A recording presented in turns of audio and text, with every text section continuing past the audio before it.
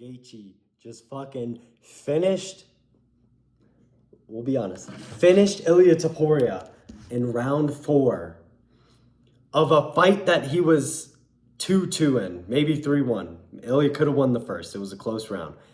Justin Gaethje. I told y'all. Ilia Topuria might be the best fighter of all time. Justin Gaethje has the best opportunity to beat this guy of anyone we've ever seen. All right? UFC White House, best card I've ever seen in my life. I don't care what you say. Every fight was a finish. Every fight. I wish they would have given us that 5th round. I'm staying on Hayden Mark Goddard.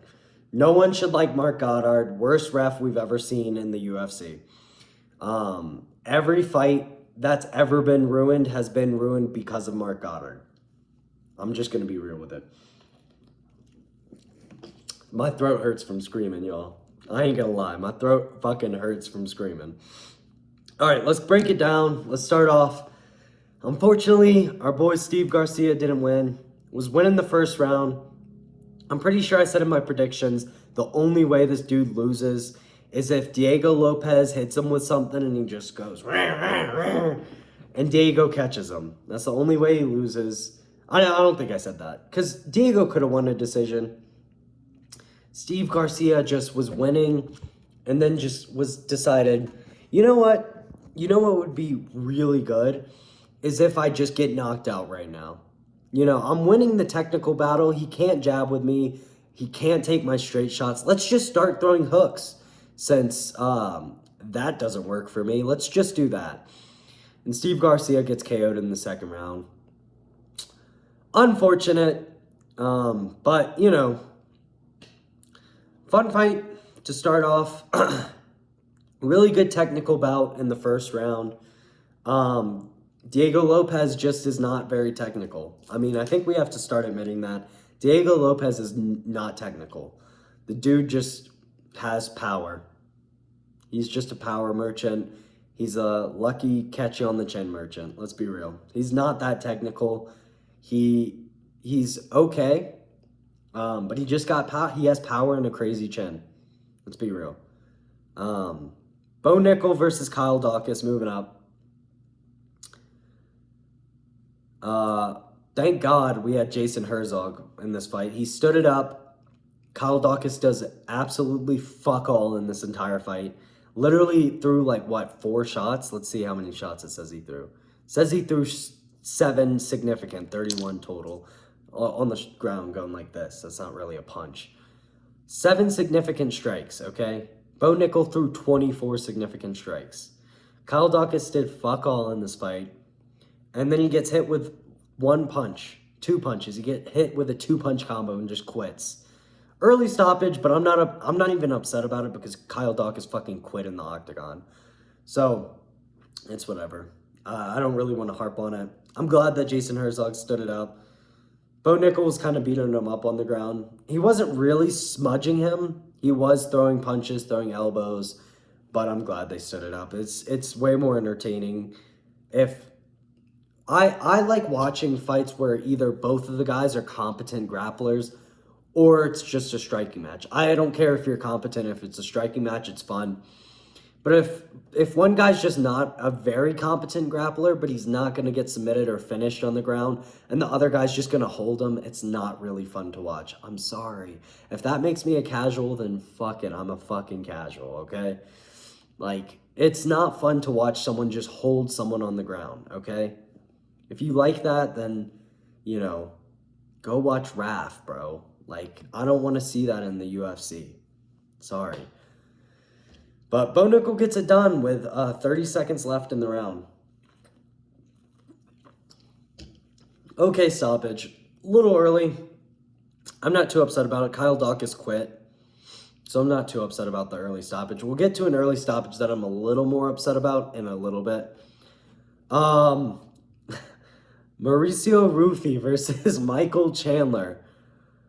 Michael Chandler got victimized in this fight. Rufy just... Chandler didn't have anything for him. Horrible grappling, like I said. Like, maybe he gets a takedown. Maybe he didn't. Maybe he gets a takedown. He's not going to hold him down. He's just not. That's not Chandler's game. Chandler's not that kind of grappler. He's just take you down and then get back up and start striking on the feet again. Rufy starts landing his right hand and the fight's over. I mean, you could see the second Rufy starts landing his right hand, you're like, yeah, this fight's going to be done in a second. Beautiful combos, beautiful boxing combos out of range. Sing! And just lands a beautiful liver shot, beautiful right hand. And then I think it was, the finish was like a, oh, no. The finish was a spinning heel kick, and Chandler blocks it. And then out of nowhere, he just goes down, which was kind of bizarre. I think he was hurt to the body pretty bad. And the spinning heel kick kind of wobbled him. And he was like, dude, this isn't going to go my way. I'm just going to go down. And Rufy hits him with like 1 or 2 more shots on the ground. And it's over. So technically, Rufy has 2 spinning heel kick KOs. And I think there's, 6 to 11 people, maybe 4 to 11 people who have gotten a spinning heel kick KO, and he has 2 now. Kind of crazy. I don't know who beats Rufy. We saw Benoit Saint Denis do it. I think that was a fluke. I don't think Benoit beats him in the rematch. I really don't. I'd like to see it though. I would like to see it. I think Rufy's really been working on his takedown defense, and I think he beats Benoit in the rematch. But yeah, he was just landing everything he threw. Jabs, uppercuts, hooks, leg kicks. Michael Chandler was landing some leg kicks, but it wasn't really of consequence. It was just kind of like, yeah, he's kind of landing leg kicks. Like, it was like a consolation prize for the fight, really. It was a consolation prize, so like, I think Michael Chandler landed 3 strikes. 3 to 19, which isn't a terrible rate, but 3 strikes is pretty crazy for almost a whole round of fighting. But yeah, Rufy just finishes him bad in the first round.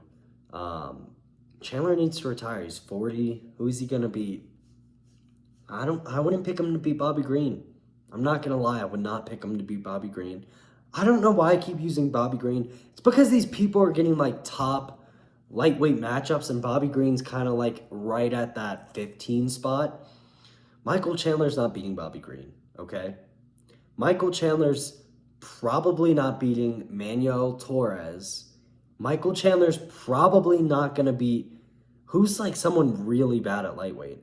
I would, honestly, is Jai Herbert still at lightweight? I might pick Jai Herbert to fucking beat him. I don't even know who's at lightweight right now that, like, I could say Michael Chandler would beat. Genuinely, I don't think I can think of someone. I think he should move up to welterweight. I'm not even going to lie. I think his wrestling would be somewhat better at welterweight. He is shorter, but I think he wouldn't look terrible there. Moving up. Dude, Josh Hokett is fucking awesome. If you don't like Josh Hokett, you're lame. You're lame, dude. You're lame, okay? I'm sorry, you're lame. I think we're getting Josh Hokett versus Alex Pereira next. We'll get up to that fight in a second, but I think that's the fight we're going to get. Josh Hokett called out Alex Pereira. He wants to chama on your mama. You know, Pereira's my favorite fighter in the UFC. I love Josh Hokett, though. He is a fun time. He is really good for the sport. People are crying on Twitter because he called Michelle Obama a man. Bro, he acted like he fucking threw up on himself, and he was in the press conference saying that Ilia Topuria was his favorite fighter.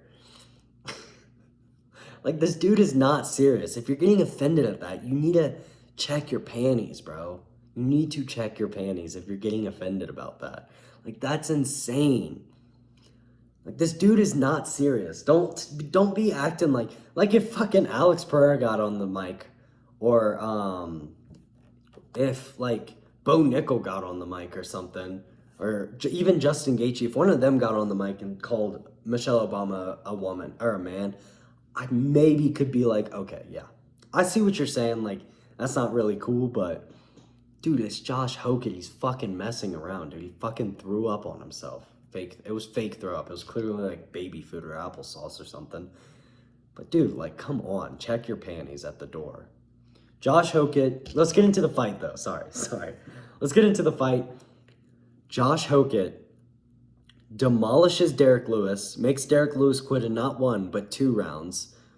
Goes for the worst armbar I've ever seen performed on an MMA cage. I've seen white belts perform better armbars, like 2-week white belts perform better armbars than whatever the fuck Josh Hockett went for. Bro was literally just standing there going, no hip action, no hip leverage, just straight pulling the arm, like going, why is he not tapping? And then it honestly looked like he was doing such a bad armbar for the joke. Like, maybe that's me kind of almost glazing him, honestly. I feel like it's almost glazing him to say that that's what he was doing. But it was such a bad armbar, and then right before the round ended, he looked at someone and went, like, he knew he was fucking joking around. Yeah, second round gets on. Josh Hockett fucking annihilates. I don't even know if Derek Lewis landed a strike. It says he landed 7 strikes. I don't know if he landed 1. Like, Josh Hockett was going bing, boom, bing, bing, boom, bing. Like, just fucking annihilating Derek Lewis on the feet and on the ground. Derek Lewis quits in the second. We knew it was going to happen. We didn't know when, but we knew it was going to happen. Derek Lewis gets hit with the right hand, left hand, right hand, goes.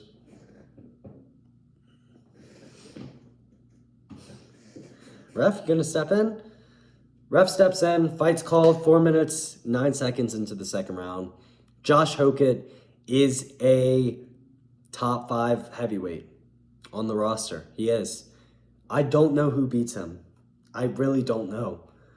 Tom Aspinall, I'd say, beats him. Just Gane. Gane probably beats him. Unless Gane gets taken down. Gane might get taken down and beaten up on the ground, though. Alex Pereira, does Alex Pereira beat him? He's so quick. His head movement's good. He's got grappling. I don't know if Alex Pereira beats him. He is good, dude. He really is. He's a threat. He genuinely might become one of the best. He really might become one of the best heavyweights we've ever seen. It's crazy to talk about, and people are gonna be like, dude, it's recency bias. Yeah, recency bias is a fucking thing. Guess what? Bill Russell ain't the fucking GOAT of NBA, motherfuckers. If recency bias didn't exist, Bill Russell would be the greatest of all time, okay? Recency bias exists because, guess what? When Bill Russell was playing, they didn't put a fucking man on the moon, okay? Like, I don't know if that's actually accurate. It was somewhere around the time when Bill Russell was playing, all right? Like, dude, come on. Dude, you're just saying that, like, technology's better because of recency bias. No, it's because it's fucking better, you fucking morons. Like, things just get better over time. That kind of is how time works, you know? So, yeah, we're seeing the best heavyweights of all time, and Josh Hockett's demolishing them. The Curtis Blaydes fight, he was barely getting hit. He was acting like he was getting hit. He was barely getting hit with real shots. Moving on. Sean O'Malley versus Aiemann Zahabi. Really fun. Really happy to see Sean win. Early stoppage. Gonna be real. It was early. Aiemann Zahabi's a fucking fighter. That dude gets knocked down. He's fighting. Sean O'Malley has a walk-off thing. There's this thing in MMA. It's not Sean O'Malley specifically, but there's this thing where sometimes when you walk off after you're dropping someone, the ref's just like, oh, he's walking away. Oh. And of course, guess who the fucking ref was? Yeah, I don't even have to say his fucking name, Mark Goddard. Fuck that dude. Get fucking Mark Goddard off my fucking screen. If I have to see Mark Goddard ref another fight, I'm gonna jump through the screen and say it's over, and shoot him, bro.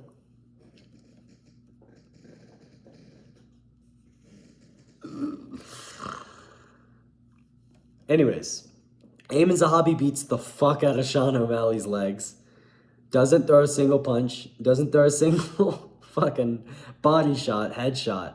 Just fucking inside and outside leg kicks all day. Inside and outside leg kicks. Oh yeah? You're gonna try to knock me out? Well, I'm gonna throw a leg kick and make it easier for you to knock me out. Sean O'Malley, not a vintage performance, I'd say. Didn't look as free on the feet as we seen him. Like, when he first got to the UFC, the dude was fucking flowing everywhere, you know? And now we see him and he's, like, a little bit more reserved. He'll, like, jerk, and then... But he's, like... He's more reserved. It's not vintage Sean O'Malley. But it might be a Sean O'Malley that can beat Petr Yan more convincingly. It might be a Sean O'Malley that can beat Merab, possibly. Might be. I wouldn't say it is, but it might be.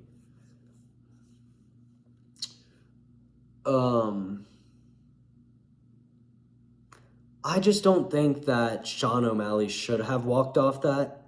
Since he said he was going to put out Amin Zahabi's lights out, he was going to put his lights out. You didn't put his lights out, you knocked him down, and you walked away from it. All right, let's be real. I like Sean O'Malley now. I used to be a sort of a Sean O'Malley hater. I like him. The kid's good.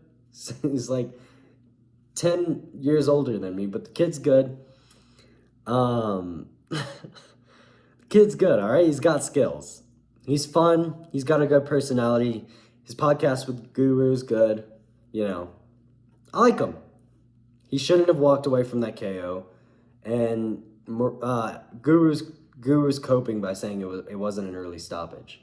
Was it a good stoppage? Yeah, sure. It was early though. Let's not make that up. Like, was it good? Sure. The next stoppage was also good. It was also early. Like, stoppages can be early and good at the same time. It was a good stoppage. It was definitely early. Like, let's just be real about that. Moving up to the only fight that really, like, that could have... If Ilia Topuria would have won, this would have ruined my night. All right. But Alex Pereira wins the first round, in my opinion. Close round. 54-12 significant strikes. Oh my gosh, what in the fuck? I think Alex won the first round. It was really close, though. I could see it giving it to Cyril. Alex Pereira just looked like he was hurting Cyril a little bit more. Second round comes along. Cyril lands a nasty right hand straight down the pipe. Alex's weakness is right hands down the pipe. Anything down the pipe, really. But he lands a nasty right hand down the pipe. Alex goes down. Cyril Gane, of course, can't win a fight without cheating. Hits Alex Pereira in the back of the head as much as he fucking can. Alex Pereira gets back up. Cyril throws 3 more shots, lands one of them. Herb Dean stops the fight, if I'm not mistaken. Herb Dean stopped it. Not a terrible stoppage. I would much prefer that than seeing Alex go out cold. A little bit early. But I'm not really complaining. I'm not complaining about the Sean O'Malley stoppage either. The only reason I'm saying, like, I'm more harping on that it shouldn't have been stopped is because Sean O'Malley said he was going to put out Amin Zahabi's lights. Like, that is what's going to happen. And that is not what happened. That's the only reason I'm harping on it a little bit more. Cyril Gane didn't say he was going to put out Alex Pereira's lights. He's just like, yes, we go into the octagon and we see who wins, you know. I try to hit him, he tries to hit me, and, you know, whoever wins is, you know, going to get the belt, you know. So I'm not that harped on. I mean, he cheated, but it's the part of the finishing sequence. Like, people rarely get called out for this. Do I think they should? Yeah. I think that the ref, I think that since Alex Pereira got back up, they should have stopped and taken a point from Cyril Gane. I think if Alex didn't get up, they could look at a disqualification, or they could have looked at at a finish, just like finishing the fight. I don't know. It's part of the game, I guess. They just don't really take back of the headshots into account, really. Which is kind of annoying. It's kind of upsetting, but, you know, who really cares? Cheers. Who doesn't love some caffeine-free Diet Coke, bro? Not sponsored, because I get like 12 views. So it's not sponsored, but hey, you never know. You never know, dude. If I get 13 on this video, I might be sponsored, y'all. So yeah, Alex Pereira gets knocked. Alex Pereira gets finished. He doesn't really get knocked out. He gets finished in the second round. But everything was redeemed, bro. Because we got the best underdog win of all time, besides maybe Sean Strickland over Israel Adesanya. Even though I think for both of those fights, I was saying, dude, these are the best people to beat this person. Even though Alex Pereira beat Izzy before, I was like, if we're looking at the division, I was saying this, dude. Okay, Ilia Topuria quits on the stool. Well, Alexandria Topuria quits for Ilia Topuria on the stool. Ilia's pretty tough. Quit on the stool, though. They should have given us the 5th round. I don't know exactly what happened. I don't know if Marc Goddard just was like, oh, Ilia has a face that's beaten up. Let me just stop this fight for myself. Or if Alexandra Topuria or Ilia Topuria said the fight's over, I can't continue. If they didn't say anything and Marc Goddard just waved the fight off, fuck Marc Goddard once again. This dude does not need to be a part of our sport. He needs to get the fuck out of the octagon and go fucking drink at a pub. What the fuck are we doing having Marc Goddard in our sport? If Alexandra Topuria or Ilia said the fight's over, like I don't want to continue, or if a doctor said that, which a doctor said that before, and Marc Goddard let the fight continue, so what was different this time? I don't know. Anyways, what was I saying? Yeah, underdog win, crazy.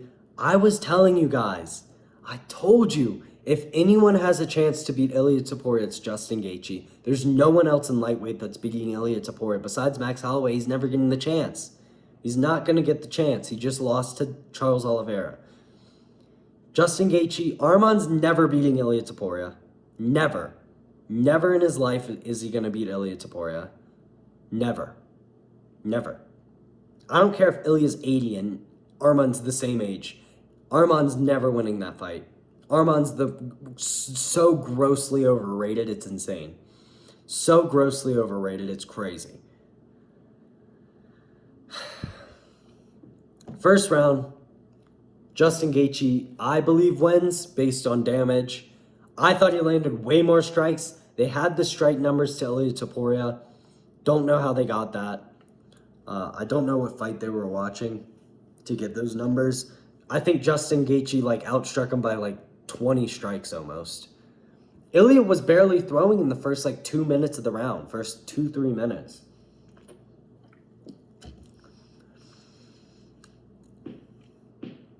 So yeah, Justin was landing a good jab. Not as many kicks as I wanted him to throw. Didn't need him. Outboxed Ilia Topuria. Outboxed Ilia Topuria for 4 rounds, might I add. Outboxed him for 4 rounds. He might have lost 2 of them. He might have even lost 3 of them. Outboxed Ilia Topuria for 3 rounds. Ilia Topuria comes kind of back in the end of the first, gets a really good liver shot, and starts just boom, boom, boom, boom. You're like, oh, dude, is Gaethje gonna get finished? No, just make it to the second, dude. Just make it to the second. Makes it to the second. Then the second round comes along. No. Ilia Topuria immediately goes to the body, against the cage, gassing himself out, looking for the finish. Ow. Boom, liver shot. Bad liver shot. Drops Justin Gaethje. Bad. You're like, this is it. I think I heard someone on commentary saying this is where Ilia finishes him. Ilia's in full mount, does fuck all on the ground. Gasses himself out looking for the finish. Does fuck all in the round. In my scoring criteria, I think a knockdown should be a 10-8 in MMA. I think it should. I think 10-7 should be reserved for like double knockdowns, triple knockdowns. I think we should use more of than just 10-9 because that was not a 10-9 round. Neither was the third. You know, Justin Gaethje. Wait, am I remembering this correct? I was so hyped the whole fight. I can't even fucking remember. Justin Gaethje wins the third round. Oh yeah, he drops Ilya bad. Drops Ilya with a right hand over the top. Bad, drops him. Goes for the finish for a second and then just sits the rest of the round in a like front choke or in a north like turtle, but he's what's the position I'm even talking about? Yeah, it's basically turtle, but he like Ilya Topuria is in turtle or he was flattened out for a little bit of it. I thought Justin Gaethje was about to get the choke. I'm not gonna lie for a second, because Ilya Topuria was flattened out. I don't know why Justin Gaethje does that. If he just looked for the finish, I think he could have found it, but he just sat on the front choke for kind of no reason. Anyways, so Justin Gaethje wins the third round, probably 10-8 as well. So I think we're, 2-1 to Gaethje, 2 10-8 rounds. Crazy. Really good fight. Ilya Topuria looks like a different person. Ilya Topuria looks like if like a racist caricature of himself. Like he looks like a racist caricature of himself that's badly beaten up. Like, I don't think I've ever seen someone that badly beaten up in my entire life. I wonder if there's an image right here, I'll show you, but no, there's not. That's fine.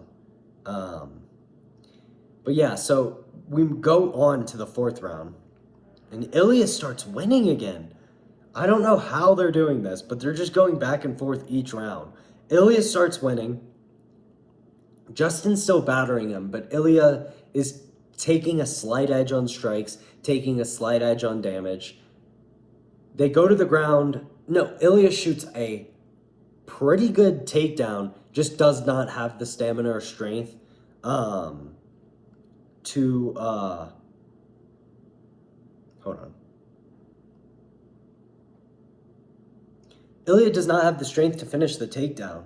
And, he just gets sprawled on. And then Gaethje at the end finds a brutal knee to the body, brutal right knee over the elbow to the body, and starts going to the body. And that knee hurt Ilya Topuria. I thought that's why Ilya quit for a second. I don't think it was. Look at that face, dude. I think that was in the third round. His face looked like at the beginning of the third round. His face looked about 10 times worse at the end of the fight. Brutal. Brutal for Ilya, bro.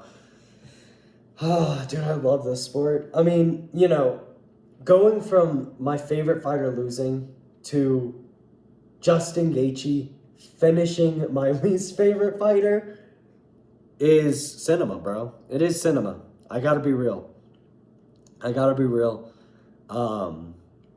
Dude, Justin Gaethje fucking just pulled off the most rocky performance of all time, bro. I mean, not really, because he kind of won the first round, but to be at the White House card, be the biggest American underdog, against a guy who's, I was considering the second best fighter of all time. I think Islam's the best, Ilya's the second best, and I thought Pereira was right behind him. I kind of have to change up my GOAT list now. The GOAT list is ever changing. John Jones is out of the top 5. Fuck that dude. But yeah, what was I saying? Justin Gaethje pulls off the most Rocky Balboa-esque performance, beats a Spaniard in the White House. One of the best fighters of all time. No one thought he could do it. Every prediction I saw was Ilya Topuria by first round KO. My prediction, Ilya Topuria by first round KO. Gaethje's good. I've trained with the dude. He's good. But Ilya was, on the eye test, Ilya was on a different level than anyone we've ever seen. But I was saying, if someone is to beat Ilya, it is Gaethje. Gaethje's tough. Gaethje does have good kicks. They're a little overrated. His leg kicks are a little overrated. He didn't really throw leg kicks. He didn't have to. The high kicks, the high front leg head kicks, the high back leg head kicks were really working for him. He's tough as fuck, and he isn't going to quit in the fight. He does not quit on the fight. If you finish Justin Gaethje, that's because you finished Justin Gaethje. He did not quit, okay?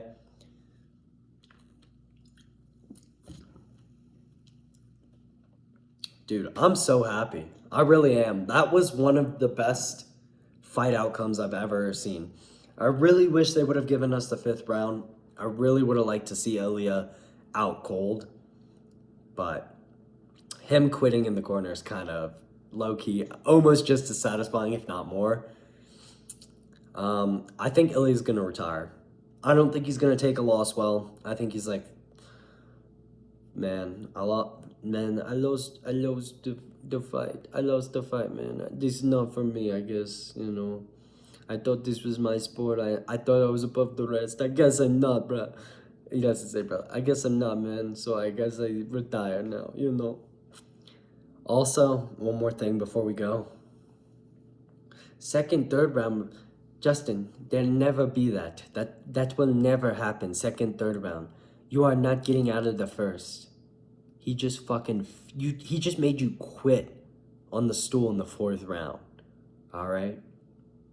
There will never be 2nd, 3rd round. Yeah, because you quit in the 4th. Big boy. Peace.